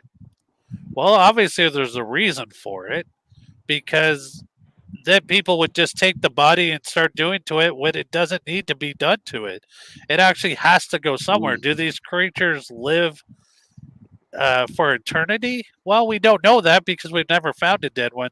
But I have theories on that. The fact is that I believe Bigfoot and the alien community are working together, and that whenever one does die, that it comes, it takes the body away and brings it to another place to be rest. Wow, damn Quigley. I didn't see it coming. Did you, Wojo? Huh? I was blown away. He just gave me that Hey, shit. He was like, whoop, whoop, whoop. Richie, do you think I just sit here all the time looking pretty? I'm a man who studies a lot and researches everything. That's right. And you know what? I applaud you for that. And you know what? And I value Wow. anybody's opinion. But you know, another thing that what me and Richie studied upon is that they're finding large stones. You have large, giant heads in bodies that are being buried all across the country that no one knows, and no one doesn't want to talk about. And it's happening everywhere across the world. Giant heads, 10 feet tall, bones with these large stones like Mason. It looked like Mason. The Vieira brothers. You ever heard of the Vieira brothers? The name the does History not Channel. strike me. What's that, Rich? They had a show on the History Channel. America's ancient giants in America, basically. They're stonemasons from Western Mass, and they followed the trails because they didn't understand how these stones kept getting placed when you had to have cranes, and there were no cranes back then. Do you know what I mean? So they started following, and they found over 1,500 sites with giants' bones in them. Not giant bones, the giants' bones. So it's a thing. Yeah. It's And real. these structures are fascinating, Dale. Not only that, they even found large structures, just like the ones that you find all over the world on land in the bottom of Lake Michigan. Yes. I know in the Ohio area, for people that follow 222 Paranormal Podcast, Joe and his sister Jennifer. Now, Joe, I mean, sitting down with him, he's really into the whole giant thing, and I guess up in the Ohio area, they found like a lot Tons of of 'em. these giant bones, and it's I mean, without a doubt, I mean, creature like metaphysical or not metaphysical creatures like that probably did exist. And I mean, for one reason, same reason why we don't see dinosaurs walking down our street nowadays. Life has cycles, and their life cycle has ended. And giants, because structures that how did they build that back in a time period when they did not have machines? Like if you go back and you actually look at Stonehenge and how that is built, it's like it blows my mind on how that had to be put together, because back when that structure was built, there was no such thing as machinery. So how did they get these 200-ton stones to stack up like that? It is something had to pick that up. You're not telling me that sticks and ropes and about 100 people lifted that up? No way. Yeah. No, you gotta have people going. You gotta have people going with the Giants. The Giants always get them fired up. I'm telling you, man. We're just missing Claude wherever you are. Wow. I know, it's big enough to ride, so he walked. Andre the Giant was huge. Nature has a way. So my thing is this. If you guys are ever doing a show on Giants, though, reach out to Joe Shortage from Paranormal 222. Like that guy is so knowledgeable about the whole giant stuff. He is absolutely amazing. Well, why don't you reach out to him for us and tell him we're going to do a show with him? Absolutely. I would be more than happy to make that connection with you guys. And one last thing. No last things. Ever. I think giants were human, though. I don't think they were creatures. I think they were humans because everything was bigger back then. From the plants to the insects to the geese to the dinosaurs to the elephants. Why not humans? Why weren't we bigger? Why were we these little people with little toothpicks? Come on, man. That's crazy. And why don't you just tell me how could they not exist? Right. These so-called giants, these so-called Bigfoots. I like to know that these people, the people that are out there, tell us why they don't exist. Sam. Oh, Sam, I just put 2 racks in my refrigerator for tomorrow. Anyways, but yeah, that's the God, thing. Sam. It's that they weren't. How do we know if they were ever extinct or they exist or whatever? It's just Everything on this planet has existed for a period of time, and I mean, just like us as we are today, the human race is not going to last forever. I mean, I'm not going to say the Yeah, world is ending tomorrow, but at the same time, it's the whole revolution of how life is, and it is. Yep. it's True. it's is any of it fake? No, there has to. If you're finding these big giant bones, it's like what somebody just get bored one day and thought, "Hey, let's bury a whole bunch of big bones and create them." But obviously, they're finding them, and they must mean something.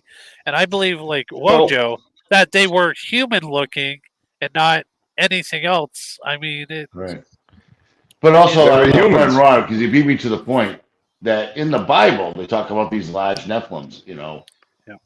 Giants have been around since back in the biblical times. So why can't there be, big, large creatures or big, large people, and but no one. But again, no one, just doesn't want to believe. Right, Yep. and I think a little bit of it is because they're scared to open up their minds enough to believe in anything that they cannot physically see, touch, or hear. Now, when you get into the paranormal side, there is all of that. If you would just go out there and be a part of it, you can smell the paranormal because people have often said that, like, even in the woods, it's like the smell that a Bigfoot gives off. They said it's kind of similar to a wet dog smell. Now, Never had it. Have I ever experienced it? No. But at the same time, Me I've neither. been in a haunted house, and for some reason, all of a sudden, it smells like 1,000 spoiled, rotten eggs all of a sudden came out of nowhere. And it's like, okay, where's the smell coming from? Because it wasn't here for the last 3 hours. And why does it smell like this? So there goes your smell. As for touch, I get touched a lot when I'm on investigations. Why? Because I ask of it. Because I feel that if it touches me, it can use some of my energy to be able to give me more answers and more proof of who they are and why are they still here. Yep. But as for people that don't believe, I just think they're afraid to actually acknowledge that we are not alone on this earth, that there's creatures, there are entities, and there are things that we just cannot explain, which basically sums up the paranormal by a scientific method or scientific theory is if you can't explain it through science, then it's got to be paranormal. And that's basically what it is. Mm-hmm. Yep. 100%. Sorry, when I pull something in the StreamYard, you know how it is. It pops right up. So, no, 100%. And I think a lot of people that don't believe, if you notice, like I have a lot of friends that don't believe in this and don't believe in it. They're so caught up in the human. They're so caught up in the race. They're so caught up in the what's in front of them, the money. It doesn't make them bad people. That's just where they are. You know what I mean? And I got friends I love dearly, and they think I'm fucking nuts. And I'm like, dude, you need to put down your credit card, park your Mercedes, go out into the fucking woods, or go out to a haunted house and find out for yourself. Because I'm not expecting you to believe in anything I believe in. We've just been in different places for pretty much different realms. I mean, I've been in different realms compared to other people, the shit I've seen in my fucking life. You know what I mean? So, and I'm blessed for that. I feel that I'm closer to when I going to heaven because of the knowledge that I actually have. I think you come back and figure it out and keep going till you get to my level. Sorry, get on my level, fool. You know what I mean? That's just where I'm at. But that's all right. That's me and my spiritual beliefs. Nobody else has to believe what I believe. Doesn't make me better than anyone. This means I've been here more times than you. That's all that means. I mean, that's how I feel. You know what I'm saying? But we are put on this earth to have experiences. We are we are driven by experiences, and if you limit yourself to what experiences you want, then those experiences will be just that. Yep. Not to say that the people that don't believe are wrong, but at the same time, it's just the fact that they don't want to open themselves up to have any other different experiences than what it's like to drive around in a Mercedes or go out and have nothing but Yep. fancy steak dinners all the time. Yep. You know And what? that's where they're at. How about taking a piece of bologna, putting it in your frying pan, and frying it up, and So eat good. that? Because like I said, now that's an experience. Oh, But it's so good. Roll it up with people pickles, who- man. Oh, But people who jump in there and automatically assume that what you've experienced is not really true. mm-hmm. How I Well- tell people is this: well, I was there. Were you? And that's Right. that. This is my experience. This is how I see my experience. This is how I think about my experience. Do I know what it's like to ride around in a Mercedes Benz? Absolutely not. Do I want to experience? Maybe. But it's not my No. first choice. I'd rather be in a nice Jeep. I got an 86 Mustang convertible. You can come up and go cruising with me in. 1986 Mustang convertible.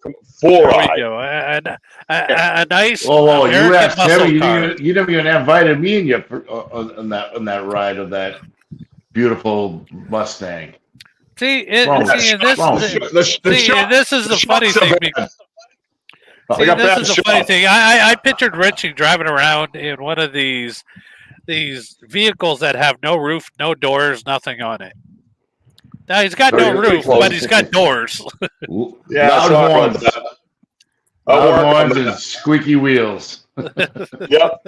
Ronnie says he just had pepperoni sauce mushrooms on a New York style pizza. It was quite. Thank you, Ronald. Appreciate that. Hope you feel good about this stuff. Wow, no mushrooms with Anyone that who on? happy. No, well, I think he said mushrooms. Yeah, there's mushrooms. He said mushrooms. What? No pineapple on that pizza? What? Oh, Don't start your shit, Dale. Hawaiian.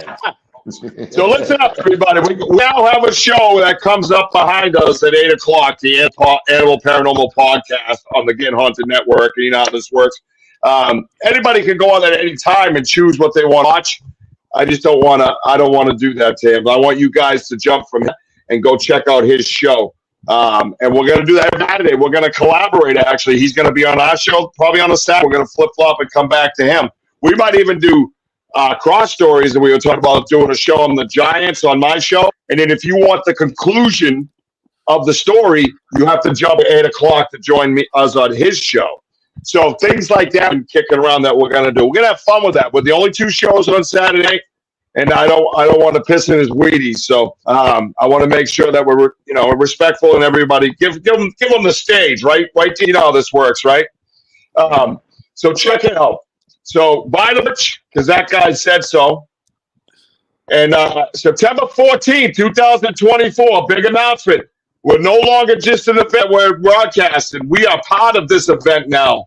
You will see us podcasting live from this event, the Massachusetts Cryptid Fest 2024, created, brought up, and funded by Alan Carlozzi. September 14, 2024, 1 to 6 over in Rainham, next town over. I can't believe I got to go right there. It's going to be crazy, man. Setting up the tent, the banner, the microphone. What's up? We're doing the whole thing, man. And we are bringing boots on the ground, Bigfoot investigators, as many as we can compile to one spot. And just raise some hell, man. We're going to have some fun. We are super pumped about this. More importantly, from the bottom of my heart, I ask you, please keep this QR code. Share it on your social media. If you cannot give a dollar or a dime, that's okay. No one needs to know. You could just share that QR code and just show it to your friends that can. Maybe they could share it and keep sharing it and keep sharing it, right? Give that family some breathing room, please. We will continue to help Shaylee in any way we can. We will share it, the QR code, on a weekly basis. So if you don't have a dollar this week, maybe next we will. So please continue to show everybody that there is hope in this world, and there is love and happiness and kindness in this world. That's why I've always said, man, even about the simplest thing as minuscule as researching of any kind of shit on each other. I've always said that from day one. You can look it up. It's on the internet. It's got to be true, right? That's why I always tell you to keep climbing. Always tell you to keep climbing. This is we climb, man. We help each other out, right, Dale? I love you, bro. Absolutely, man. And like I said, if you can afford a coffee, you can afford to donate $1. $1. That's all we're looking for. Dale, where can everybody find you and your kick-ass friends at? All right, you can find the Paranormal Voice. We do not have a particular date, but just go over to our Facebook page, subscribe to our Facebook page. That is the Paranormal Voice, Windsor, Ontario's own, or just click over to our YouTube channel, the Paranormal Voice on YouTube, and you can find us on KGRA Digital Media. That we are on every Saturday. A brand new episode drops every Saturday night at 1 a.m. on KGRA, and it's on all digital media platforms, Apple, Spotify, wherever you listen to your podcast, you can find KGRA on there, and just go and you will find us in their featured section. So check us out. We look forward. We are going to be up at the MI Paracon coming up August 22nd to the 25th. If you are in the Michigan area or anywhere in this world, MI Paracon is definitely the place to be August 22nd. It is the WrestleMania Paracon, as me and Michael John like to talk about it. So that's where we are going to be next, coming up in just a few short weeks. And we hope to see everybody there. The Paranormal Voice is going to be there along with everybody in the paranormal community as well. So come on down, join us, and we are going to be having a lot of fun. Let me tell you something, brother. What are you going to do? Right? Something like that? How's that? Good? Absolutely. Okay, good. I was just working on that. Thank you. Wojo, what do you got to say for yourself over there? Anything? Go on, say something. Say something. What you gonna do when me and Richie and Dale, when we all kick ass for Shaley, come down on cancel? Boom. There we go. Knock it down. Boom. Oh. Yeah, buddy. Awesome, man. Listen, follow me on TikTok, follow me on Instagram, follow me on Facebook, like and subscribe, YouTube, that notify button, because we're going live into the woods, and you can be part of the investigation, unedited, raw, coming back at you, right? Next Saturday, we're going to have some of our crew in here, some of our new crew members, hopefully, if they agree to it. They'll be fine. They're coming. I don't care. All of us are coming. We're going to do some investigations between here and there, and we're going to share with you next Saturday night. In the meantime, get us over to Animal Podcast right now. Kick it offline. We got to go and take it up this time. Jesus, what are we going to do here? Quick one. Shaley strong, baby. And say the other magic words. Hurry, we got to go. Keep climbing. Boom. Buy the merch, kids at Meathead. Oh, yeah. Bye.